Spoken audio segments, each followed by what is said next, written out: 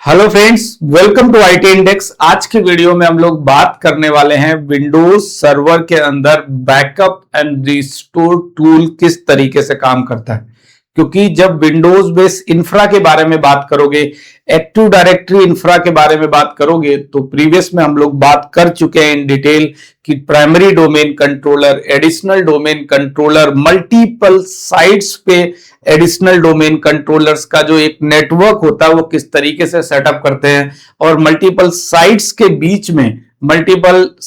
बीच में किस तरीके से रेप्लिकेशन कराते हैं। ये सारी बातें हम लोग कर चुके हैं, राइट। तो जब बात डेटाबेस की हो, जब बात एक्टिव डायरेक्टरी की हो, ऑब्जेक्ट्स की हो, ग्रुप पॉलिसीज की हो, तो ये सब कंप्लीट डेटा को सेफ भी रखना है, इसको बैकअप लेके रखना है। क्योंकि अगर सेम साइट पे या अदर मल्टीपल साइट्स पे किसी भी तरह की कोई प्रॉब्लम आती है, ऑब्जेक्ट से रिलेटेड, एडी से रिलेटेड, अदर डेटाबेस से रिलेटेड किसी तरह की कोई प्रॉब्लम आती है, रजिस्ट्री से रिलेटेड कोई प्रॉब्लम आती है, तो उस टाइम पे हम बैकअप को रिस्टोर कर पाए, राइट।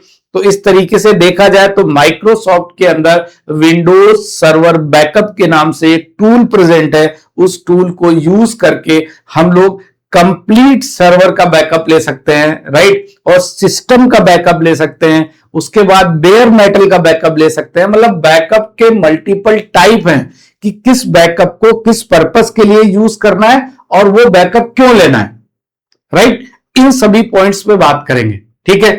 तो फर्स्ट ऑफ ऑल अभी हम इतना ही समझेंगे कि विंडोज के अंदर हम लोग विंडोज सर्वर बैकअप के बारे में बात करेंगे। ये है का ये एक टूल है जो फीचर्स के अंदर जाके मुझे इनेबल करना पड़ेगा और टूल्स के अंदर आपको ये ऑप्शन मिल जाएगा। इस टूल को पहले तो इनेबल करेंगे और इनेबल करने के बाद जब कॉन्फ़िगरेशन करेंगे, उस कॉन्फ़िगरेशन के टाइम पे आपको ये बात समझनी पड़ेगी कि बैकअप कितने टाइप का होता है, बैकअप में ऑथोरिटेटिव बैकअप क्या होता है, नॉन ऑथोरिटेटिव बैकअप क्या होता है। ये सारी चीजें एक टोपोलॉजी बना के, एक डायग्राम बना के समझेंगे कि अगर आप रियल इन्वायरमेंट में काम कर रहे हो, मल्टीपल साइट्स के बीच में काम कर रहे हो, तो बैकअप की इंपॉर्टेंस क्या है, राइट।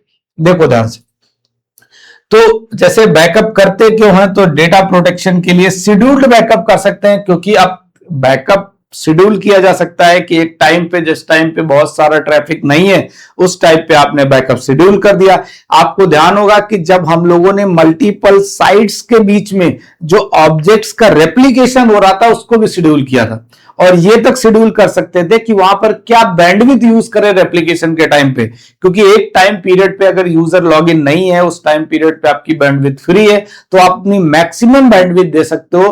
किस बात के लिए? रेप्लिकेशन को परफॉर्म करने के लिए, डेटा को सिंक करने के लिए, ऑब्जेक्ट्स या एक्टिव डायरेक्टरी डेटाबेस को रेप्लिकेट करने के लिए, राइट। तो यही सारी चीजें इंपॉर्टेंस है इसका। क्यों? क्योंकि अगर हमारे पास बैकअप होगा और हार्डवेयर फेल हो जाता है, रिस्टोर कर लेंगे, एडी करप्ट हो जाती है, रिस्टोर कर लेंगे, अदर डेटाबेस, रजिस्ट्री डेटाबेस में कोई इशू आ जाती है, कुछ क्रिटिकल क्वेरीज आ जाते हैं ऑपरेटिंग सिस्टम से रिलेटेड, तो रिस्टोर कर लेंगे। मींस अगर मल्टीपल कंडीशंस हैं तो उसके डिफरेंट टाइप के बैकअप मेथड्स भी हैं कि किस कंडीशन में कौन सा बैकअप मेथड यूज करेंगे। देखो ध्यान से, फिर हम आपको एक टोपोलॉजी बना के बताएंगे कि अब रियल इन्वायरमेंट में अगर एक सेटअप जो हम लोगों ने बनाया था उसमें अगर बैकअप का इशू आता है तो किस तरीके से रिजॉल्व करेंगे।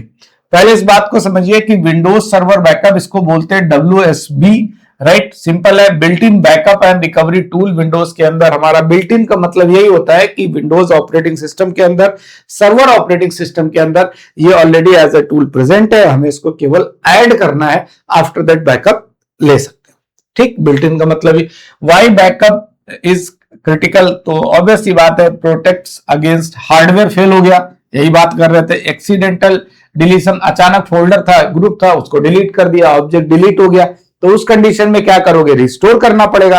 तो हार्डवेयर फेल है फिर भी कर सकते हो, कोई ग्रुप या ऑब्जेक्ट डिलीट हो जाता है फिर भी कर सकते हो, उसके बाद मेलवेयर या फिर आपको अदर रीजंस हो सकते हैं, ठीक है। रैंसमवेयर या अटैक्स आपने सुने होंगे, कोई अटैक आ गया, अटैक होने की वजह से अचानक हमारी मशीन शट डाउन हो गई, कोई प्रॉब्लम क्रिएट हो गई, तो उस कंडीशन में हमें दूसरी मशीन तुरंत रेडी करनी है या सेम मशीन पे जाके फिर से कंप्लीट डेटाबेस स्टोर करना है हार्डवेयर पे, तो उस कंडीशन में भी कर सकते हो। Required for the disaster recovery and compliance and the business connectivity, right. ये सारी चीजें ठीक है कि बैकअप क्यों करते हैं, इस पे बात हो गई। अब बैकअप के टाइप पे बात करते हैं। बैकअप का टाइप क्या है, एक फुल सर्वर बैकअप है।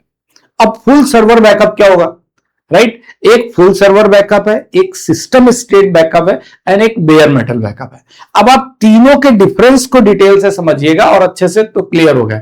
फुल सर्वर बैकअप नाम से ही पता चल रहा, फुल का मतलब operating system, drivers, application, ED database backup, other जो डेटाबेस है कंप्लीट, उस सर्वर पे जो डेटाबेस है उन सभी की इंफॉर्मेशन आ जाएगी एज अ बैकअप।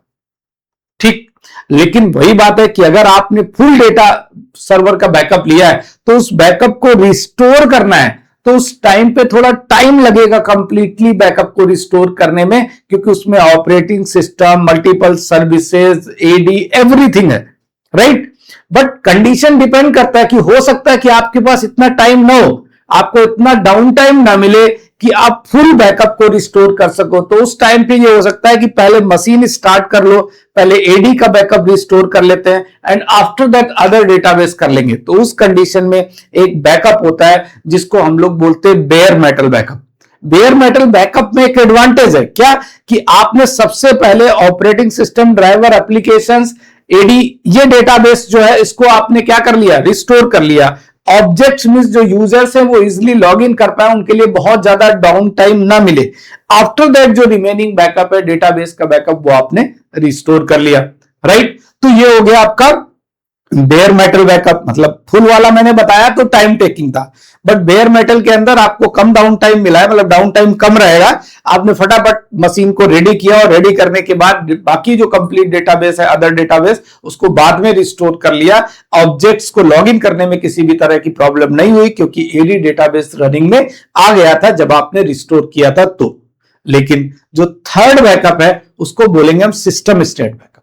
ठीक, अब थर्ड बैकअप के अंदर अगर बात करें सिस्टम स्टेट बैकअप, इसकी कंडीशन ये है कि आपको एक्टिव डायरेक्टरी ऑब्जेक्ट डिलीट हो जाए।